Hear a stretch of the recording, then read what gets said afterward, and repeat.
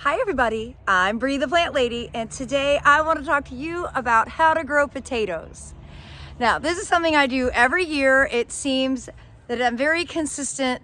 Usually the third week of February, I have a bunch of potatoes that start to sprout on my countertop, some of which I grew, some of which came from the grocery store.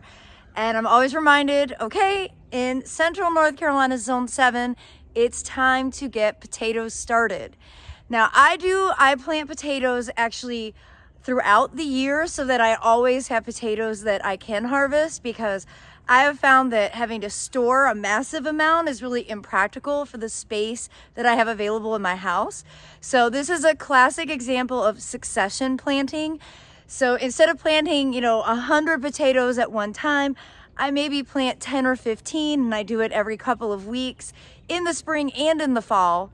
Because again, here in Central North Carolina, Zone 7, potatoes are actually perennial. And if you don't harvest them, they disappear in the heat of the summer and the cold of the winter, but they come back. So they're really one of those edibles that, first of all, is super practical. I think most people consume potatoes in some capacity every now and again, and they're really easy to grow. Another one of the advantages is that their foliage is poisonous, and that actually helps deter animals. Though occasionally somebody will say, the deer ate my potatoes. Usually that's only the baby deer, and they're just sampling everything before they decide what they don't like. And you'll notice that as the season goes on, the deer actually do leave your potatoes alone, which is one of the reasons that I love growing them along bed edges in the ground. But I also love growing them in pots just because they're so incredibly easy. And that's actually what I want to show you in this video today, how completely simple it is to plant some potatoes that started to sprout on your countertop in a container, so that in a few months you'll be able to just dump that pot out and reap the rewards of an abundant harvest. So stay tuned for my step-by-step instructions. Success in the garden 100% starts with quality soil. And that is in containers and in the ground. Specifically this year, I am using the Veggie Mix from Soil Cube. This is a new product that they have just introduced. They've added ground-aged pine bark, a really cool new product called Hydrofiber, and activated charcoal that will just bind up any potential issues that you may have with contamination from herbicides from outside sources. So this is a really amazing product. I'm so excited to be growing in it. And as you can see, this year it's available in 1 cubic yard bags and available for pickup in 1 cubic foot bags. I've put a link in the description. Use that code and you'll actually save an extra $5. I promise you, you will not regret using this. It's life transforming soil, put it that way. Now, it's so simple to grow potatoes in a container, which is why I always try to encourage people, if you've never grown potatoes before, to do it this way to start with. So basically, you're just looking for any kind of pot. Usually I grow potatoes in grow bags, but I already have all of my grow bags full. So I am using this kind of funny square that has all these drainage holes on the sides and in the bottom.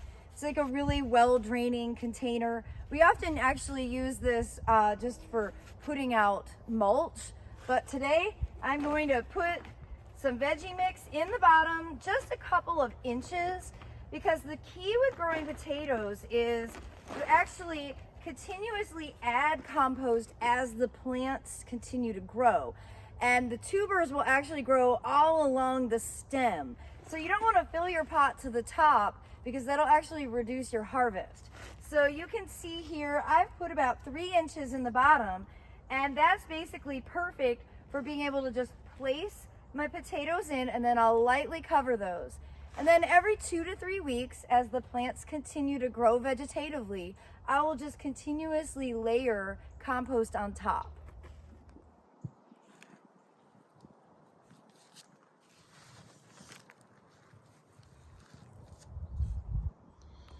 Okay, so you can see, now I could have cut these up, but I'm just gonna go ahead and plant them whole.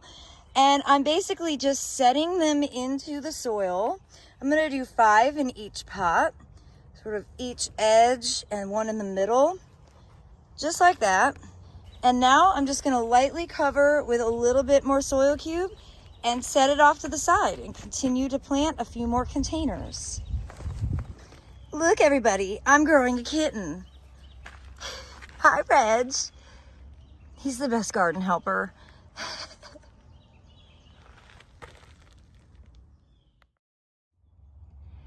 Now, where should you grow these? Well, two critical things: full sun and easy access to water. So, be selective about where you put your potatoes so that you can really keep track. Because remember, as they grow, you are going to continuously add a layer of compost on top so that you will end up getting tuber production through the entire depth of your container. All right, so I've got 2 pots of red potatoes. I think these were probably from Food Lion.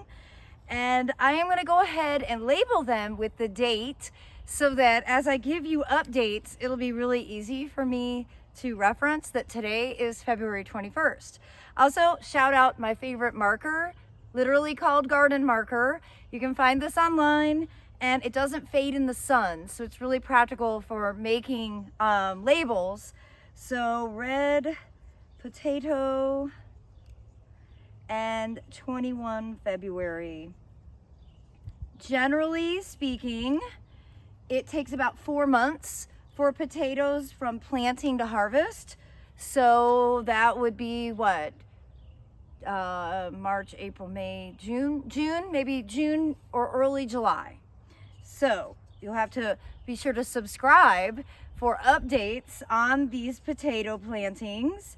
Of course, you can also just look in my archives because I have made this video every single year for at least 3 years in a row. I'm pretty consistent, as I said, that I think it's a day length trigger. Even in your house, the potatoes recognize that spring is coming and they start to initiate growth. And that's a perfect sign to go ahead and get some of your own potatoes planted. Like I said, growing in pots is absolutely the easiest way, but I always recommend growing in a compost, not potting soil, because this way you won't have to constantly water.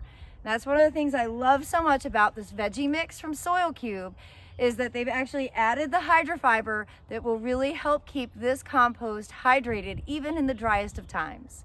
So be sure to click on that link to learn more about my favorite compost and subscribe so that you stay in the loop for regular updates. And be sure to watch my next video where I show you how to grow sprouting potatoes in the ground. Thanks so much for watching, everybody.